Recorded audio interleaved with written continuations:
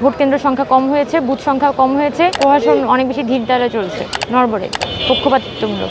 না, স্টুডেন্টের মধ্য থেকে সারা ভালো। আমরা আশাবাদী আসলে আমাদের প্যানেল। এটা মনে হয় না যে জুলাই নিয়ে কেউ কোনো আমি অ্যাটলিস্ট জুলাইয়ের আমার কি অবদান ছিল না ছিল এটার বেসিসে ভিপি পদে ইলেকশন করছি না। জুলাইয়ের আগেও আমি বহু বছর ক্যাম্পাসে সক্রিয় ছিলাম, জুলাইয়ের পরেও আমি ক্যাম্পাস নিয়ে অনেক কাজ করেছি। সো এখানে জুলাইয়ের স্টেক হোল্ডাররা ভাগ হয়ে গেছে, লাইনের আলাপ আমি আসলে করতে চাই না আর কি। আমি তো তিনটা জায়গায় ফোকাস করেছি, একটা ছাত্র রাজনীতি সংস্কার, একাডেমিক সংস্কার, নারী নিরাপত্তা বা ক্যাম্পাসের নিরাপত্তা। এই ইস্যুটাকে আমি সামনে আনতে চাই।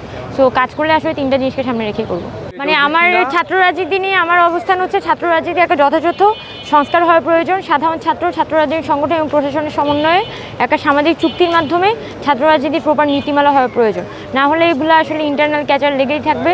আমি কোনো মতাদর্শিক লড়াই করা মানুষ না। আমার সোজা কথা হচ্ছে যে এখানে আসলে ছাত্র রাজনীতি সংস্কার করলে ক্যাম্পাসটা অপরাপর সমস্যার দিকে আমরা বেশি ফোকাস করতে পারবো। এটা নির্বাচনের দিন বোঝা যাবে। আমরা যেটা মনে করি সেটা হচ্ছে ভোট কেন্দ্র সংখ্যা কম হয়েছে, বুথ সংখ্যা কম হয়েছে, এখানে ভিড় হওয়ার সম্ভাবনা অনেক বেশি। সেক্ষেত্রে প্রশাসনের কাছে আমরা যেটা আশা করব সেটা হচ্ছে তারা যাতে ভোটার টার্ন আউটটা এখানে যাতে বেশি হয়। না, এখনও পর্যন্ত আমার কথা হচ্ছে যে প্রশাসন অনেক বেশি ধীর দ্বারা চলছে। প্রশাসনকে আমাদের মনে হচ্ছে যে তারা বেশ নড়বড়ে, পক্ষপাতিত্বমূলক।